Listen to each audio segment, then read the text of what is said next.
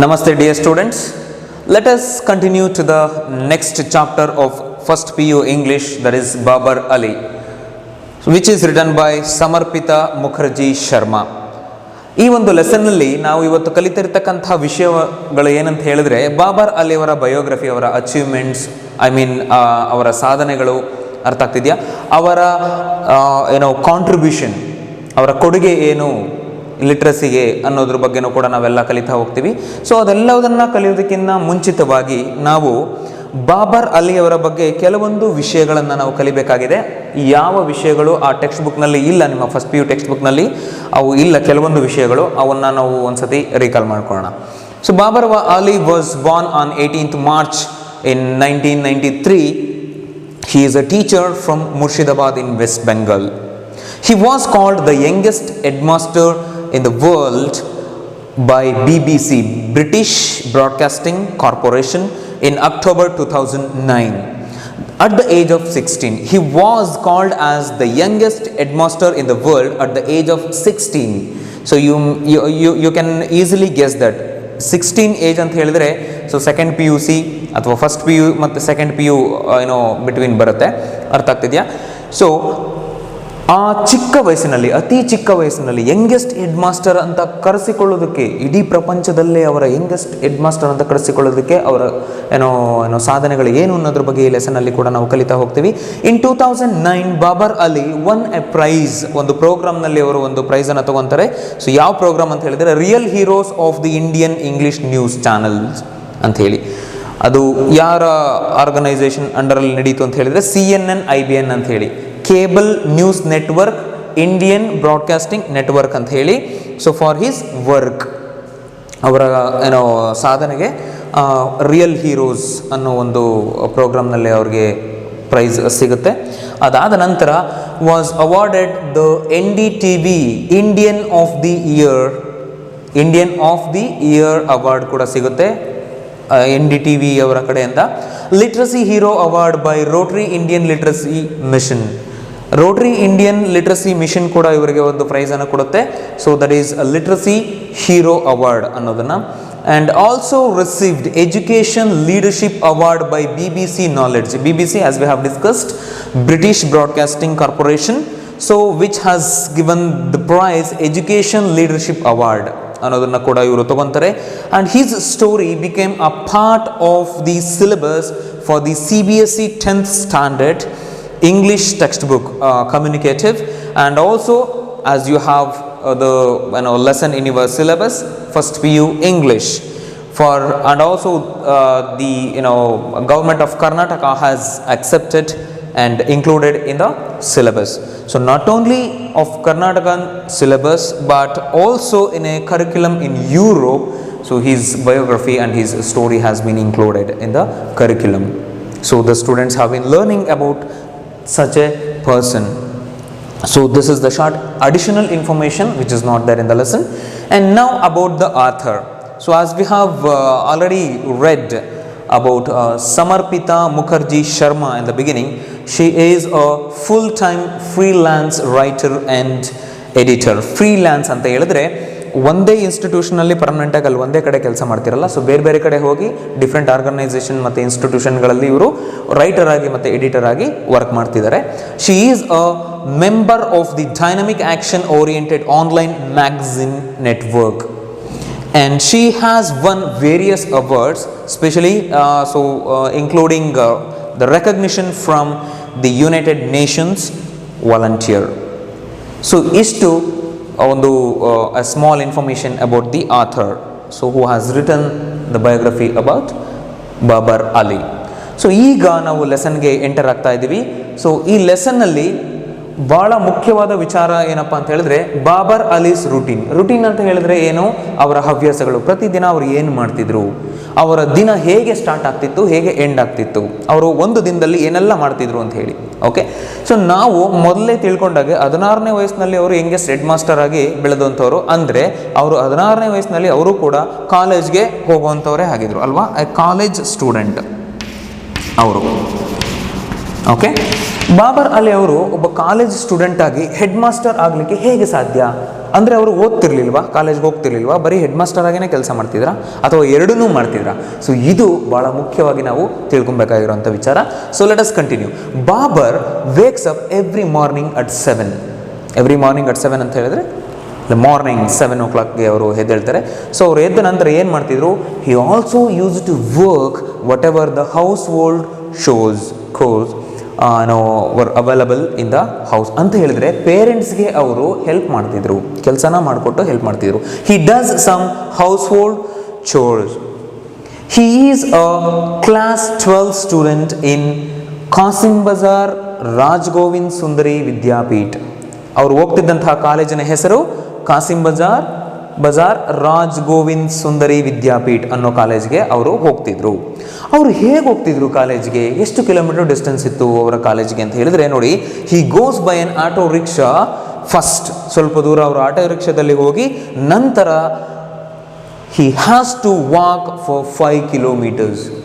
ನಾವು ಇವತ್ತಿನ ಕಾಲೇಜ್ ಮಕ್ಕಳು ಅಥವಾ ಸ್ಕೂಲ್ ಮಕ್ಕಳು ಏನಿದ್ದಾರೆ ಅವರು 1 kilometer ನಡಿಬೇಕು ಅಂತ ಅಂದ್ರೂ ಕೂಡ ಅವ್ರು ಎಷ್ಟೆಲ್ಲ ಯೋಚನೆ ಮಾಡ್ತಾರೆ ಅಲ್ವಾ? So we are after the comfortability to go to college, we are expecting more comfortable life to learn something, not only in terms of walking to the college, in terms of everything. So nowadays each and every student of modern time, so everybody likes to go to school of course or college of course because they are depending upon the comfortability in the sense comfortability, branded pen ಬೇಕು, branded book ಬೇಕು, branded notebook ಬೇಕು, branded ಅಂದರೆ ಭಾಳ famous ಆಗಿರುವಂಥ ಕಾಲೇಜೇ ಬೇಕು, ಅಲ್ಲಿ ಬೇಕಾಗಿರುವಂಥ uniform, ಪ್ರತಿಯೊಂದಕ್ಕೂ ಅವರು everything they need comfortability. And after they have been under the comfortability they can go to college. ಆದರೆ ಇಲ್ಲಿ ಬಾಬರ್ ಅಲಿ ಅವರಿಗೆ ಆ ಕಂಫರ್ಟಬಿಲಿಟಿ ಇಲ್ಲದೆ ಇದ್ರೂ ಕೂಡ ಅವರು ಆಟೋ ರಿಕ್ಷಾದಲ್ಲಿ ಫಸ್ಟ್ ಹೋಗಿ ಅದಾದ ನಂತರ 5 kilometer ಅವರು ನಡ್ಕೊಂಡು ಹೋಗಬೇಕಾಗಿರುತ್ತೆ. ಅರ್ಥ ಆಗ್ತಿದೆಯಾ? ಸೊ ಇದು ಭಾಳ ಒಂದು ಕಷ್ಟಪಟ್ಟು ಅವರು ಕಾಲೇಜ್ಗೆ ಹೋಗಿ ಅವರು ಸೆಕೆಂಡ್ PUC ಸ್ಟೂಡೆಂಟ್ ಅವರು ಓದ್ತಾ ಇದ್ರು. ಹೇಗೆ ಓದ್ತಿದ್ರು ಅವರು? ಸುಮ್ಮನೆ ಕಾಲೇಜಿಗೆ ಹೋಗೋದಷ್ಟೇನಾ? ಅವರು ಸ್ಟಡೀಸಲ್ಲಿ ಹೇಗಿದ್ರು ನೋಡಿ, ಹೀ ಈಸ್ ಅ ಥಿನ್, ಭಾಳ ತೆಳ್ಳಗೆ ಇದ್ದಂಥ ವ್ಯಕ್ತಿ. ಸ್ಟಡಿಯಸ್ ಅಂದರೆ ಭಾಳ ಚೆನ್ನಾಗಿ ಓದ್ತಾ ಇದ್ರು. Smart and of course strict in manner. Who sits in the middle of the front row. ಮೊದಲನೇ ಬೆಂಚ್ನಲ್ಲಿ ಮಧ್ಯದಲ್ಲಿ ಕೂತ್ಕೊಂಡು ಅವರು ಪಾಠನ ಕೇಳ್ತಾ ಇದ್ರು. ಅವರು ಪಾಠನ ಭಾಳ ಇಂಟ್ರೆಸ್ಟಿಂದ ಕೇಳಿ ಹಾಗೆ ಒಳ್ಳೆಯ ಸ್ಟೂಡೆಂಟ್ ಅಂತ ಕೂಡ ಅವರ ಕಾಲೇಜ್ನಲ್ಲಿ ಅನಿಸ್ಕೊಂಡಿದ್ರು. ಯಾವ ಕಾಲೇಜ್? ಕಾಸಿಂ ಬಜಾರ್ ರಾಜ್ ಗೋವಿಂದ್ ಸುಂದರಿ ವಿದ್ಯಾಪೀಠ ಅಲ್ಲಿ. Okay, he was a very famous student over there. And he teachers the unprivileged children. Unprivileged ಅಂತ ಹೇಳಿದ್ರೆ so lack of special right. So they are out of special right. ಯಾವ ಸ್ಪೆಷಲ್ ರೈಟ್ ಇಲ್ಲಿ? The special right refers to the fundamental one which is education. So education ಅನ್ನೋದು ನಮಗೆ ಒಂದು ಮೂಲಭೂತವಾದಂಥ ಒಂದು ಹಕ್ಕು ಆಗಿದೆ. ಸೊ ಅದನ್ನು ಪಡ್ಕೊಬೋದು.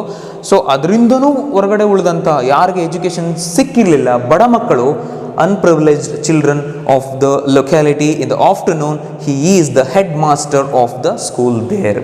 ಅಂದರೆ ಅವರು ಮಧ್ಯಾಹ್ನದವರೆಗೆ ಅವರು ಆಟೋ ರಿಕ್ಷಾದಲ್ಲಿ ಹೋಗಿ 5 kilometer ನಡ್ಕೊಂಡು ಹೋಗ್ತಿದ್ರು ಅಂತ ಹೇಳಿದ್ರೆ ಬರಬೇಕಾದ್ರೂ ಹಾಗೆ ಬರಬೇಕಲ್ವಾ? ಸೊ ಅಷ್ಟೆಲ್ಲ ಟೈಮನ್ನು ಸ್ಪೆಂಡ್ ಮಾಡಿ ಅಲ್ಲಿ ಕಾಲೇಜಲ್ಲಿ ಅವರ ಸ್ಟಡೀಸ್ಗೋಸ್ಕರ ಸ್ಪೆಂಡ್ ಮಾಡಿದಾದ ಮೇಲೆ ಅವರು ಬಂದ ನಂತರ ಮಧ್ಯಾಹ್ನ ಪ್ರತಿಯೊಬ್ಬರು ನಾವು ಸ್ಕೂಲ್ ಮುಗಿಸಿದ ತಕ್ಷಣ ಏನು ಮಾಡ್ತೀವಿ? ಕಾಲೇಜ್ ಮುಗಿಸಿದ ತಕ್ಷಣ ಏನು ಮಾಡ್ತೀವಿ? ಆ ಫ್ರೀ ಟೈಮ್ನಲ್ಲಿ ಕ್ರಿಕೆಟ್ ಆಡೋಕ್ಕೋ, ಇನ್ನೊಂದೇನೋ ಬ್ಯಾಡ್ಮಿಂಟನ್ನೋ, ಶಟಲ್ಲೋ, ಇನ್ನೊಂದೇನೋ ಒಂದು ಆಟ ಆಡೋದಕ್ಕೋ, ಅಥವಾ ಫ್ರೆಂಡ್ಸ್ ಜೊತೆ ಹರಣ ಮಾಡೋದಕ್ಕೋ, ಅಥವಾ TV ನೋಡೋದು, ಮೊಬೈಲ್ ಹಿಡ್ಕೊಂಡು ಕೂತ್ಕೊಳ್ಳೋದು. ಸೊ ಈ ಥರದ್ದೆಲ್ಲ ಟೈಮ್ ಪಾಸ್ ಕೆಲಸಗಳನ್ನು ಮಾಡುವಂಥ ಸಮಯದಲ್ಲಿ ಇವರು ಆ ಯಾವುದೇ ರೀತಿಯ ಟೈಮ್ ವೇಸ್ಟನ್ನು ಮಾಡದೆ ತಮ್ಮ ಮನೆಗೆ ಹೋಗಿ ಮನೆಯ ಬ್ಯಾಕ್ ಯಾರ್ಡ್ನಲ್ಲಿ, ಅವರ ಮನೆ ಹಿಂದೆನೇ ಇದ್ದಂಥ ಒಂದು ಹೊರಾಂಡದಲ್ಲಿ ಅಲ್ಲಿ ಮಕ್ಕಳನ್ನು ಕರೆದು, ಓಕೆ, ಯಾವ ಬಡ ಮಕ್ಕಳಿಗೆ ವಿದ್ಯೆ ಸಿಕ್ಕಿರಲ್ಲ ಆ ಚಿಕ್ಕ ಪುಟ್ಟ ಮಕ್ಕಳಿಗೆ ಇವರು ಪಾಠ ಹೇಗೆ ಕಲಿತಿದ್ರು ಅದೇ ರೀತಿಯಲ್ಲಿ ಪಾಠ ಮಾಡಿ ಆ ಮಕ್ಕಳಿಗೆ ವಿದ್ಯೆಯನ್ನು ಕಲಿಸ್ತಾ ಹೋಗ್ತಾರೆ. ಸೊ ಇದು ಅವರ ಸಾಧನೆಯ ಒಂದು ಮೊದಲನೆಯ ಹಾದಿ. ಅರ್ಥ ಆಗ್ತಿದೆಯಾ? ಮುಂದೆ ನೋಡಿ, ಇಲ್ಲಿ welcome to Babar Ali school. Welcome to Babar Ali school ಅಂದರೆ ಇದು ಬಾಬರ್ ಅಲಿ ಅವರ ಸ್ಕೂಲ್ನ ಒಂದು ಕಿರುಚಿತ್ರಣ. ಇಲ್ಲಿ ನೋಡಿ ಪಿಕ್ಚರ್ಸ್ನಲ್ಲಿ ನಾವು 4 ಪಿಕ್ಚರ್ಸ್ನಲ್ಲಿ ನೀವು ಆ ಸ್ಕೂಲ್ನ ಇನ್ಫ್ರಾಸ್ಟ್ರಕ್ಚರ್ ಮತ್ತು ಆ ಸ್ಟೂಡೆಂಟ್ಸ್ ಹೇಗೆ ಬರ್ತಿದ್ರು, ಅಲ್ಲಿಯ ಸ್ಟೂಡೆಂಟ್ಸ್ ನೀವು ಅಂಡರ್ ಪ್ರಿವಿಲೇಜ್ಡ್ ಅಂತ ನೋಡಿದ್ರಲ್ಲ, ಡಿಪ್ರೈವ್ಡ್ ಫ್ರಮ್ ಲಿಟ್ರಸಿ, ಭಾಳ ಬಡ ಮಕ್ಕಳು ಅಲ್ಲಿಗೆ ಬರ್ತಿದ್ರು. ಆ ಪಿಕ್ಚರನ್ನು ನೋಡಿದ್ರೆ ನಿಮಗೆ ನೀಟಾಗಿ ಅರ್ಥ ಆಗುತ್ತೆ, ಆಯಿತಾ. ಈಗ ನೋಡಿ ಇಲ್ಲಿ ಡಿಸ್ಕ್ರಿಪ್ಷನ್ಸನ್ನು ಓದೋಣ ಬನ್ನಿ. It is a dilapidated concrete structure covered in half tone posters. ಆ ಸ್ಕೂಲ್ ಬಿಲ್ಡಿಂಗ್ ಹೇಗಿತ್ತು, ಒಂದು ದೊಡ್ಡ ಎಲ್ಲ ಇನ್ಫ್ರಾಸ್ಟ್ರಕ್ಚರು ಕೂಡ ಅದರಲ್ಲಿ ಅಷ್ಟು ಫೆಸಿಲಿಟೀಸ್ ಇರುವಂಥ ಕಂಫರ್ಟಬಲ್ ಆಗಿ ಇರಲಿಲ್ಲ. ಸೊ ಅದು ಡಿಲಾಪಿಡೇಟೆಡ್ ಅಂದರೆ ruin as a result of age, ಹಳೇದಾದಂಥ ಒಂದು concrete structure which was covered from half tone posters. ಆ ಅರ್ಧಿರ್ತಕ್ಕಂಥ ಪೋಸ್ಟರ್ಗಳನ್ನು ಕವರ್ ಮಾಡಿ ಬಿಸಿಲು ಬೀಳದೇ ಇರೋ ರೀತಿಯಲ್ಲಿ, ಗಾಳಿ ಜಾಸ್ತಿ ಬೀಸದೇ ಇರೋ ರೀತಿಯಲ್ಲಿ ಪ್ರೊಟೆಕ್ಷನನ್ನು ತಗೊಂಡು ಅಂಥ ಒಂದು under open sky there was no roof, ಅಲ್ಲಿ ಕೂತು ಅವರು ಕಲಿತಾ ಇದ್ರು. ಎಲ್ಲಿ? ಬಾಬರ್ ಅಲಿ ಅವರ ಬ್ಯಾಕ್ ಯಾರ್ಡ್ನಲ್ಲಿ, ಅರ್ಥ ಆಗ್ತದೆ, ಮನೆ ಹಿಂಭಾಗದಲ್ಲಿ. Okay, it has an office room, ಅಲ್ಲಿ ಒಂದು ಚಿಕ್ಕ ಆಫೀಸ್ ರೂಮ್ ಕೂಡ ಇತ್ತು, which is very tiny, as I have told you, very small and dank, which means wet, typically cold. Here the poor children, as we have discuss, deprived from literacy, learn the basics and fundamentals of life. ಮೂಲಭೂತ ಮತ್ತು ಅತಿ ಪ್ರಮುಖವಾದಂಥ ಜೀವನ ಪಾಠವನ್ನು ಈ ಸ್ಕೂಲ್ನಲ್ಲಿ ಮಕ್ಕಳು ಕಲಿತಾರೆ.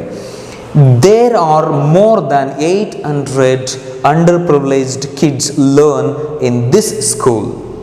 Okay, many of them walks miles to learn for free. ಉಚಿತವಾಗಿ ಶಿಕ್ಷಣ ಸಿಗ್ತಾ ಇದೆ ಅನ್ನೋ ಉದ್ದೇಶದಿಂದ ಬಹಳ ಮಕ್ಕಳು ಅಲ್ಲಿ ಮೈಲುಗಟ್ಟಲೆ ವಾಕ್ ಮಾಡಿ ಆ ಕಾಲೇಜಿಗೆ, I mean the school of Babar Ali, ಅಲ್ಲಿಗೆ ಬರ್ತಾರೆ. ಅರ್ಥ ಆಗ್ತಿದೆಯಾ? ಸೊ ಮುಂದೆ why are they unable to go to school? ಆ ಮಕ್ಕಳು ಬಾಬರ್ ಅಲಿ ಸ್ಕೂಲ್ ಸ್ಟಾರ್ಟ್ ಆದಮೇಲೆ ಅಲ್ಲಿ ಫ್ರೀಯಾಗಿ ಶಿಕ್ಷಣ ಸಿಗ್ತಾ ಇದೆ ಅಂದ ತಕ್ಷಣ ಅವರು ಸ್ಕೂಲ್ಗೆ ಓಡೋಡಿ ಬರ್ತಾರೆ. ಅರ್ಥ ಆಗ್ತಿದೆಯಾ? ಆದರೆ ಅದಕ್ಕಿಂತ ಮುಂಚಿತವಾಗಿ ಅವರು ಯಾಕೆ ಸ್ಕೂಲ್ಗೆ ಹೋಗಿರಲಿಲ್ಲ, ಯಾಕೆ ಅವರಿಗೆ ಶಿಕ್ಷಣ ಸಿಕ್ಕಿರಲಿಲ್ಲ ಅನ್ನೋದಕ್ಕೆ ಮುಖ್ಯವಾದ ಕಾರಣ ಇಲ್ಲಿದೆ ನೋಡಿ. They are very poor and deprived from literacy. ಅವ್ರಿಗೆ ಶಿಕ್ಷಣ ಸಿಕ್ಕಿರೋದಿಲ್ಲ. ಯಾಕೆ ಸಿಕ್ಕಿರೋದಿಲ್ಲ? ಅವರು ಭಾಳ ಬಡ ಮಕ್ಕಳು. ನೀವು ಕೇಳ್ಬೋದು, ಸರ್ ಶಿಕ್ಷಣ ಅನ್ನೋದು ಉಚಿತವಾಗಿ ಸಿಗ್ತಾ ಇದೆಯಲ್ಲ ಎಲ್ಲ ಕಡೆ, ಇವಾಗ ಗೌರ್ಮೆಂಟ್ ಸ್ಕೂಲ್ಗಳಲ್ಲಿ ಎಲ್ಲ ಕಡೆ, ಸೊ ಹಾಗಾದರೂ ಕೂಡ ಅವರು ಯಾಕೆ ಸ್ಕೂಲ್ಗೆ ಹೋಗಿರಲಿಲ್ಲ?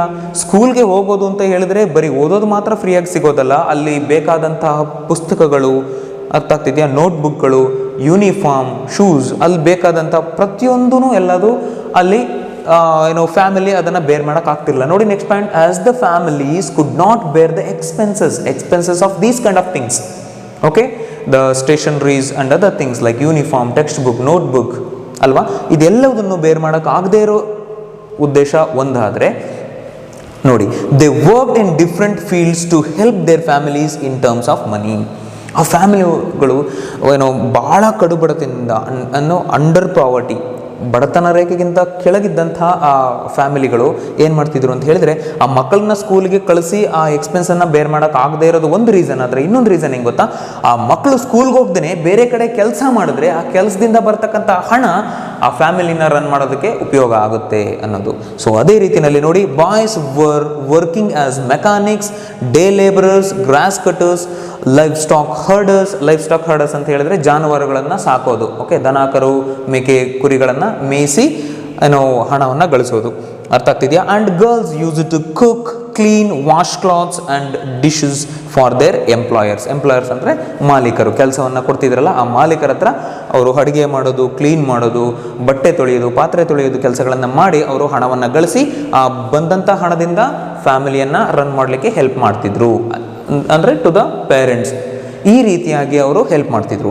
ಸೊ ಈ ಸ್ಕೂಲ್ಗೆ ಹೋಗೋದ್ರಿಂದ ಆ ಎಕ್ಸ್ಪೆನ್ಸಸ್ನ ಬೇರ್ ಮಾಡೋಕ್ಕೆ ಕಷ್ಟ ಆಗುತ್ತೆ ಒಂದು, ಮತ್ತು ಇದರಿಂದ ಬರ್ತಕ್ಕಂಥ ಇನ್ಕಮನ್ನು ಕೂಡ ಕಡಿಮೆ ಆದಾಗ ಫ್ಯಾಮಿಲಿನೂ ರನ್ ಮಾಡೋಕ್ಕೆ ಕಷ್ಟ ಆಗುತ್ತೆ. ಸೊ ಈ ಸಮಸ್ಯೆಯಿಂದ ಮಕ್ಕಳು they were unable to go to school. I hope you have understood what we have discussed in this slide. Let us continue to the next slide. Babar one among the privileged. Okay, ಇಲ್ಲಿ ಅವರು ಯಾಕೆ ಸ್ಕೂಲ್ಗೆ ಹೋಗ್ತಿರ್ಲಿಲ್ಲ ಅಂದರೆ they were underprivileged. ಈಗ next ಸ್ಲೈಡ್ನಲ್ಲಿ Babar Ali was one among the privileged ಅಂದರೆ he was not deprived from the literacy, he did not lack that facility. ಯಾಕೆ ಅಂತ ಹೇಳಿದರೆ ನೋಡಿ, ಇನ್ನೂ ಒಂದು ವಿಷಯ ನೀವು ತಿಳ್ಕೊಬೇಕಾಗಿರೋದು ಏನಂದರೆ, ಬಾಬರ್ ಅಲಿ ಅವರು ಮೊದಲನೆಯವರು ಯಾವುದರಲ್ಲಿ, ಆ ಇಡೀ ಫ್ಯಾಮಿಲಿನಲ್ಲಿ, ಅವರ ಇಡೀ ಫ್ಯಾಮಿಲಿನಲ್ಲಿ ಒಂದು ಫಾರ್ಮಲ್ ಎಜುಕೇಷನನ್ನು ಪಡ್ಕೊಳ್ಳೋದ್ರಲ್ಲಿ ಬಾಬರ್ ಅಲಿ ಅವರೇ ಮೊದಲನೆಯವರು. ಅರ್ಥ ಆಗ್ತಿದೆಯಾ? He lived in the Babta neighborhood of Gangapur village, West Bengal's Murshidabad. ಅಲ್ಲಿ ಅವರು ವಾಸ ಮಾಡ್ತಿರ್ತಾರೆ. He lives with 3 siblings and his parents. How many siblings are there? There are 3 siblings along with his parents. He lived over there. He got the formal education. As I have already discussed, he was the first person to get the formal education from his family. So that means the previous generation or the parents, no, nobody got the formal education, only Babar Ali. His father Nasiruddin Sheikh was a jute seller and dropout. Dropout means even he did not get the formal education. He was kept out of, he just stayed out of the education. His father believes, that means Nasiruddin believes, education is man's true religion, and he supported his sons ಅಂದರೆ ಬಾಬರ್ ಅಲಿ ಅವರ venture ಅಂದರೆ ಸಾಹಸ ಅಂತೇಳಿ. ಏನು ಸಾಹಸ? ಫ್ರೀಯಾಗಿ ಮಕ್ಕಳಿಗೆ ಪಾಠ ಮಾಡೋದು ಮತ್ತು ಒಂದು ಸ್ಕೂಲನ್ನು ಪ್ರಾರಂಭ ಮಾಡೋದೇ ಅವರ ಸಾಹಸ, ಅವರ ಉದ್ದೇಶ, ಅವರ ಡ್ರೀಮ್, ಕನಸಾಗಿತ್ತು. ಆ ಕನಸಿಗೆ, ಆ ಸಾಹಸಕ್ಕೆ ಮೊದಲನೆಯದಾಗಿ ತನ್ನ ತಂದೆ ಅಂದರೆ ಬಾಬರ್ ಅಲಿ ಅವರ ತಂದೆ ನಾಸಿರುದ್ದೀನ್ ಅವರು ಸಪೋರ್ಟ್ ಮಾಡ್ತಾರೆ, ಭಾಳ ಸಪೋರ್ಟ್ ಮಾಡ್ತಾರೆ. ಅರ್ಥ ಆಗ್ತಿದೆಯಾ? ವಿತ್ ಹಿಸ್ ಓನ್ ಇನ್ಕಮ್, ಅವರ ಸ್ವತಃ ಇನ್ಕಮ್, ಅವರು ಜೂಟ್ ಸೆಲ್ಲರ್ ಅಂತ ಹೇಳಿದ್ನಲ್ಲ, ಅಲ್ಲಿ ಬಂದಂಥ ಇನ್ಕಮನ್ನು ಕೂಡ ಅವರು ಇನ್ವೆಸ್ಟ್ ಮಾಡ್ತಿರ್ತಾರೆ. ಯಾವುದಕ್ಕೆ? ಬಾಬರ್ ಅಲಿ ಅವರು ಮಾಡಿದಂಥ ಸಾಧನೆಗೆ, ಅವರ ಸ್ಕೂಲ್ ಓಪನಿಂಗ್, ಅದಕ್ಕೆಲ್ಲದಕ್ಕೂ ಸಣ್ಣ ಪುಟ್ಟ ಖರ್ಚುಗಳು ಆಗೇ ಆಗುತ್ತೆ ಅಲ್ವಾ? ಓಕೆ, ಈಗ ಮುಂದೆ ಇಷ್ಟೆಲ್ಲ ಮಾಡಿದಾದ್ಮೇಲೆ ತನ್ನ ತಂದೆಯ ಸಹಾಯದೊಂದಿಗೆ ಅವರು ಎಲ್ಲವನ್ನ ಪ್ರಾರಂಭಿಸ್ತಾರೆ. Babar Ali was also successful to establish an institution called Anand Shiksha Niketan. ಆ ಆನಂದ್ ಶಿಕ್ಷಾ ನಿಕೇತನ್ ಅನ್ನೋದು ಅವರ ಎಷ್ಟನೇ ವಯಸ್ಸಿನಲ್ಲಿ ಅವರು ಇದನ್ನು ಪ್ರಾರಂಭ ಮಾಡ್ತಾರೆ, ಅದರ initially how it has been started ಅನ್ನೋದನ್ನು ನೋಡೋಣ ಬನ್ನಿ. He actually started his school at the age of 9. You just imagine, when he was just 9 years old, he started his school. His dream, the idea came to his mind to start a school. ಯಾವ ರೀತಿ? Through A game called school ಅನ್ನೋ ಒಂದು game. ಏನಂತ ಹೇಳಿದ್ರೆ, ಆ game ಬಗ್ಗೆ ಒಂದು ಚಿಕ್ಕ ಇನ್ಫಾರ್ಮೇಷನ್ನ ಕೊಡ್ತೀನಿ. ಒಬ್ಬರು ಟೀಚರ್ ಆಗಿ ಆ್ಯಕ್ಟ್ ಮಾಡೋದು, ಮತ್ತು ಇನ್ನು ಮಿಕ್ಕಿದಂಥವರು ಆ ಆಟದಲ್ಲಿ ಬಂದಂಥ ಇನ್ನು ಮಿಕ್ಕಿದ ಮಕ್ಕಳಾಗಿ ಆ್ಯಕ್ಟ್ ಮಾಡ್ತಾರೆ, ಮತ್ತು ಇಲ್ಲಿ ಪಾಠ ಮಾಡೋದು, ಅವ್ರು ಕೇಳಿಸ್ಕೊಳೋದು. ನೀವು ಕೂಡ ಚಿಕ್ಕ ವಯಸ್ಸಿನಲ್ಲಿ ಈ ಆಟಗಳನ್ನು ಆಡಿರ್ತೀರಿ ಅಂತ ಅಂದ್ಕೊತೀನಿ. ಭಾಳ ಮಕ್ಕಳು ಈ ರೀತಿಯ ಆಟಗಳನ್ನು ಇಷ್ಟಪಡದೆ ಬೇರೆ ರೀತಿಯ ಆಟಗಳನ್ನು, ಕ್ರಿಕೆಟ್, ಟಿ ವಿನಲ್ಲಿ ನೋಡೋದು, ಮೊಬೈಲ್ ಗೇಮ್ ಅಲ್ವಾ? ಮಾಡರ್ನೈಸೇಷನ್ ಆದಂಗೆ ನಾವು ಎಲ್ಲರೂ ಮೊಬೈಲ್ಗೆ ಅಡಿಕ್ಟ್ ಆಗಿದ್ದೀವಿ. ಈ ಥರ ಗೇಮ್ಗಳನ್ನು ಇವತ್ತು ಆಡೋದೇ ಬಿಟ್ಟಿದ್ದೀವಿ ಅಲ್ವಾ? ಬಾಬರ್ ಅಲಿ ಅವರು ತನ್ನ 9ನೇ ವಯಸ್ಸಿನಲ್ಲಿ ಸ್ಕೂಲ್ ಅನ್ನೋ ಗೇಮನ್ನು ಆಡ್ತಾರೆ. ಅಲ್ಲಿ ಇವರು ಟೀಚರ್ ಆಗಿ ಆ್ಯಕ್ಟ್ ಮಾಡಿದ್ರೆ, ಅಂದರೆ ಆಟ ಆಡಿದ್ರೆ, ಮಿಕ್ಕಿದಂಥ ಮಕ್ಕಳು ಅವರು ಮಕ್ಕಳಾಗಿ ಅಂದರೆ ಸ್ಟೂಡೆಂಟ್ಸ್ ಆಗಿ ಆಟ ಆಡ್ತಿರ್ತಾರೆ. ಆ ಆಟದಿಂದ ಪ್ರಾರಂಭವಾದಂಥ ಈ ಇನ್ಸ್ಟಿಟ್ಯೂಷನ್ನ ಕನಸು ಇವತ್ತು ಒಂದು ದೊಡ್ಡ ಇನ್ಸ್ಟಿಟ್ಯೂಷನ್ ಆಗಿ ಬೆಳೆದು ನಿಂತಿದೆ. That is called Anand Shiksha Niketan. See, his friends used to play as students and they ended up learning arithmetic with joy. ಅಂಕಗಣಿತ ಅಂತ ಹೇಳಿದ್ರು, ಅರ್ಥಮೆಟಿಕ್ ಅಂತ ಹೇಳಿದ್ರೆ. ಆಟ ಆಡ್ಕೊಂಡೆ ಆ ಆಟದ ಜೊತೆಯಲ್ಲಿ ಪಾಠನೂ ಕೂಡ ಕಲ್ತರು. ಯಾವ ರೀತಿ ಪಾಠವನ್ನು ಕಲ್ತರು ಅಂತ ಹೇಳಿದ್ರೆ, ವಿತ್ ಜಾಯ್, ಸಂತೋಷದಿಂದ, with happiness they have learned some lessons of mathematics, especially the arithmetic. This is how they have started learning together as friendly game. In 2002, the game got institutionalized with the strength of 8. ನೋಡಿ ಇಲ್ಲಿ 2002 ನಲ್ಲಿ, ಅಂದರೆ ಸ್ವಲ್ಪ ಸಮಯದ ನಂತರ, ಅವರು 9ನೇ ವಯಸ್ಸಿನಲ್ಲಿ ಆ ಕನಸು, ಆ ಆಟಗಳೆಲ್ಲ ಆದಮೇಲೆ ಆ ಕನಸೆ ಇಲ್ಲಿ 2002ರಲ್ಲಿ ಇಟ್ ಹ್ಯಾಸ್ ಬೀನ್ ಇನ್ಸ್ಟಿಟ್ಯೂಷನಲೈಸ್ಡ್, ಅಂದರೆ recognised as an institution to start the school with the strength of 8. ಮೊದಲನೇದಾಗಿ ಅವರು ಯಾವತ್ತು ಇನ್ಸ್ಟಿಟ್ಯೂಷನ್ನ ಸ್ಟಾರ್ಟ್ ಮಾಡಿದ್ರು ಅವತ್ತು 8 ಅಲ್ಲಿ ಅಡ್ಮಿಷನ್ಸ್ ಆಗಿರುತ್ತೆ, ಸ್ಟ್ರೆಂತ್ ಆಫ್ ಸ್ಟೂಡೆಂಟ್ಸ್ 8 ಇರುತ್ತೆ. ಅದರಿಂದ ಪ್ರಾರಂಭವಾಗಿದ್ದು ಇವತ್ತು ಎಷ್ಟು ಸ್ಟೂಡೆಂಟ್ಸ್ ಇದ್ದಾರೆ ಅಂತ ಹೇಳಿ ಮುಂದೆ ಕಲಿತಾ ಹೋಗೋಣ. ಇನ್ 2011 ಅಂತ ಹೇಳಿದ್ರೆ 2002 ಇಂದ 11ಗೆ ಆಲ್ಮೋಸ್ಟ್ 9 ಇಯರ್ಸ್ ಅಲ್ವಾ? ಇನ್ನು 9 ವರ್ಷಗಳ ನಂತರ ಏನಾಯಿತು ಅಂತ ಹೇಳಿದ್ರೆ 60 regular students, over 220 students on roll call, that means the attendance, and 800 students in total. Maybe ಆ ಬ್ಯಾಚ್ನಲ್ಲಿ ಡಿಫ್ರೆಂಟ್ ಟೈಮ್ ಸ್ಪ್ಯಾನಲ್ಲಿ ಬ್ಯಾಚ್ ವೈಸ್ ಬರ್ತಿದ್ರು ಅಂತ ಕಾಣಿಸುತ್ತೆ. ಸೊ ಹಾಗಾಗಿ ಟೋಟಲ್ 800 ಸ್ಟೂಡೆಂಟ್ಸ್ ಅಲ್ಲಿ ಇದ್ದರು. So totally today the attendance roll call is around 500. ನಾನು ಇನ್ನೊಂದು ನಿಮಗೆ ಖುಷಿಯಾದ ವಿಚಾರವನ್ನು KPS PU ಕಾಲೇಜ್ನಲ್ಲಿ ಓದ್ತಿರ್ತಕ್ಕಂಥ ಪ್ರಥಮ PUC ಮಕ್ಕಳಿಗೆ ನಾನು ಹೇಳಲಿಕ್ಕೆ ಇಷ್ಟಪಡ್ತೀನಿ.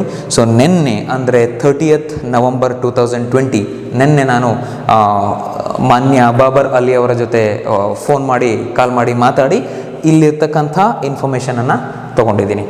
ಸೊ ನಿನ್ನೆ ಅಪ್ಡೇಟ್ ಮಾಡಲಿಕ್ಕೆ. ಸೊ ಇದೆಲ್ಲ ಇನ್ಫಾರ್ಮೇಷನು ನೀವು ಲೆಸನ್ನಲ್ಲಿ ಪ್ರಿಂಟ್ ಆಗಿರೋವಂಥದ್ದು, ಅದನ್ನು ನಾವು ಇನ್ಫಾರ್ಮೇಷನ್ನ ಕೊಡಲೇಬೇಕು. ಸೊ ಈ ಇನ್ಫಾರ್ಮೇಷನನ್ನು ಅಪ್ಡೇಟ್ ಮಾಡಲಿಕ್ಕೆ, ಸೊ ಇವತ್ತಿನ ಅಂಕಿಅಂಶಗಳೇನು ಅಂತ ತಿಳ್ಕೊಳ್ಳಿಕ್ಕೆ ನಿನ್ನೆ ನಾನು ಅವರಿಗೆ ಕಾಲ್ ಮಾಡಿ ಈ ಕೆಲವೊಂದು ವಿಷಯಗಳನ್ನು ಮಾತಾಡಿ ತಿಳ್ಕೊಂಡೆ. ಸೊ ನನಗೂ ಕೂಡ ಭಾಳ ಖುಷಿ ಆಯಿತು. I am very proud of him. Okay, today ಅಂದರೆ ಈಗ ನಾನು ನಿನ್ನೆ ತಗೊಂಡಂಥ ಅಂಕಿಅಂಶಗಳ ಪ್ರಕಾರ the attendance roll call is around 500 in Anand Shiksha Niketan. So I am really grateful to Babar Ali sir once again. It is now recognised by the West Bengal states government.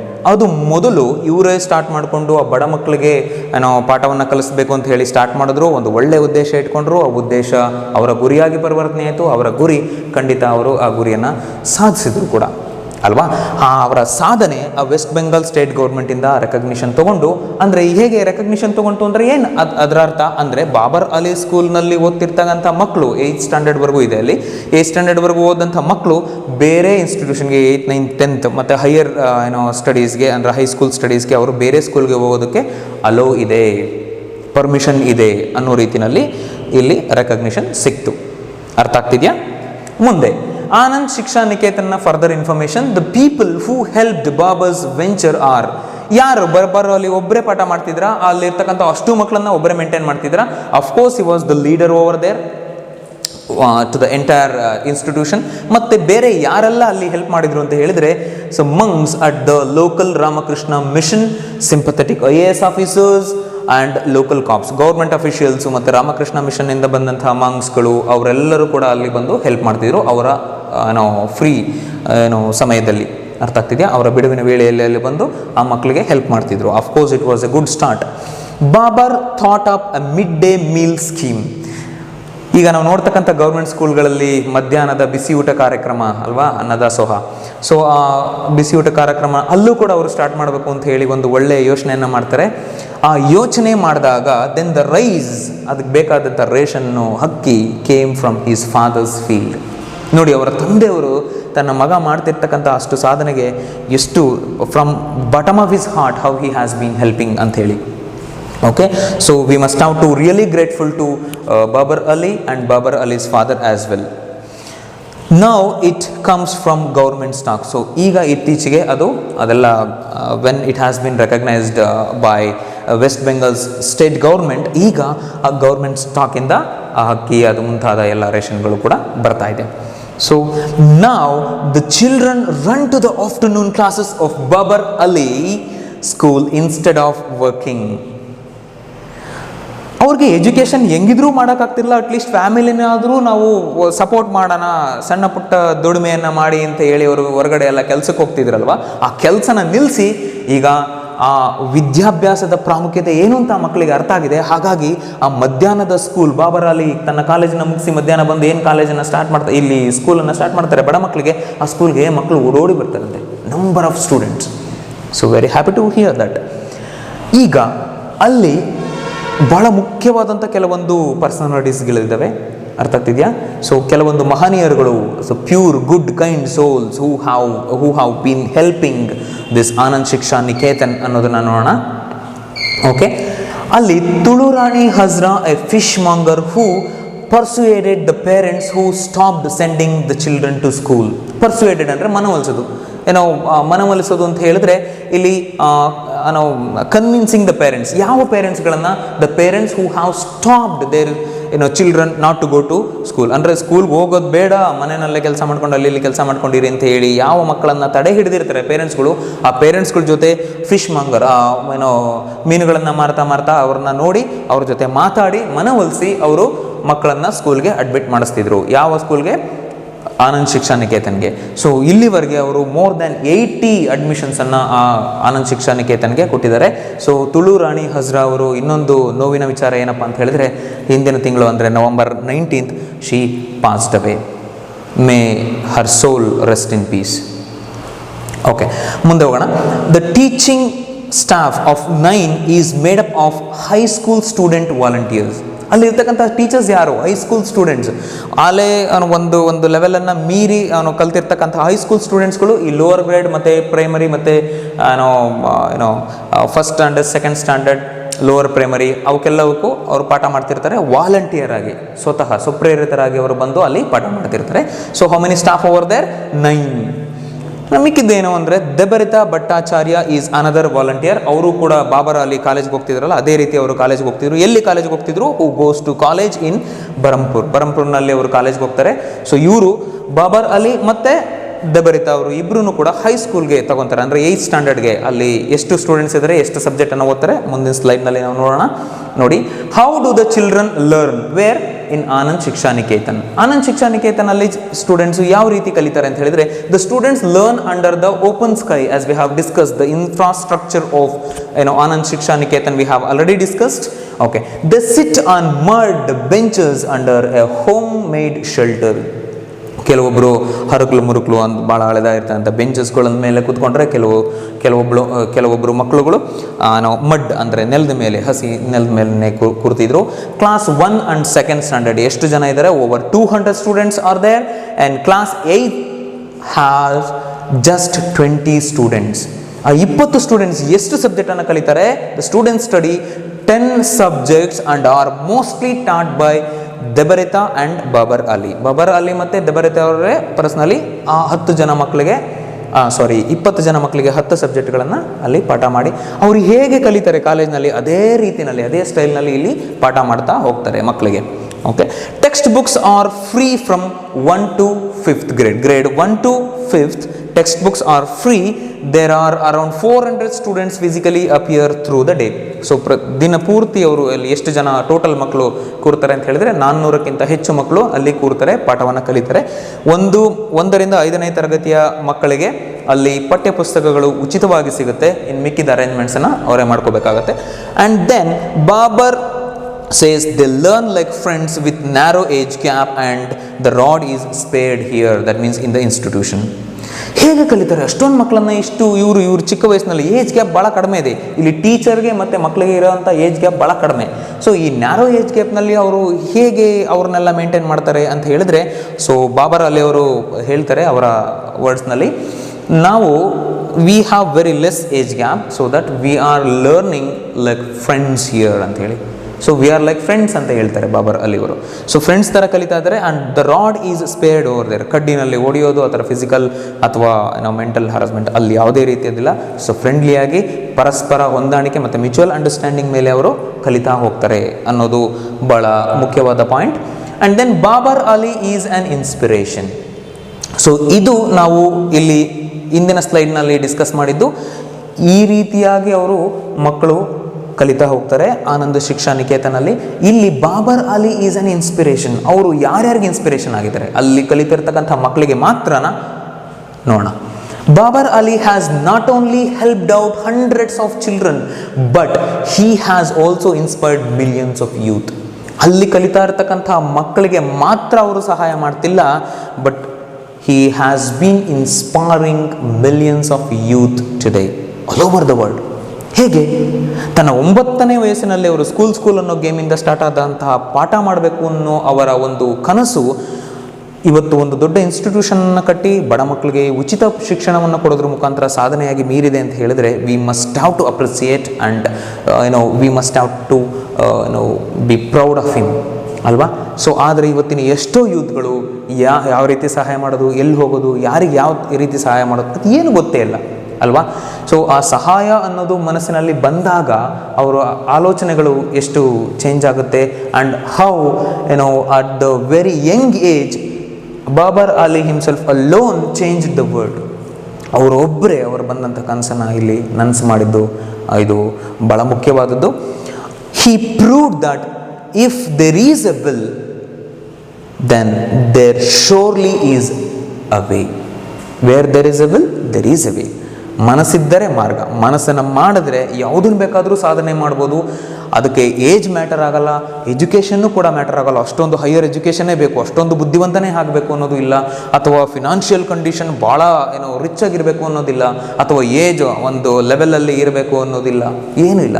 Age ಕಡಿಮೆ ಇದೆ, financial condition poor ಇದೆ. ಅರ್ಥ ಆಗ್ತಿದೆಯಾ? ಸೊ ಇದೆಲ್ಲದರ ಮಧ್ಯೆ ಒಂದು ದೊಡ್ಡ ಸಾಧನೆಯನ್ನು ಮಾಡಿ ಇವತ್ತು ಹಿ ಹ್ಯಾಸ್ ಬೀನ್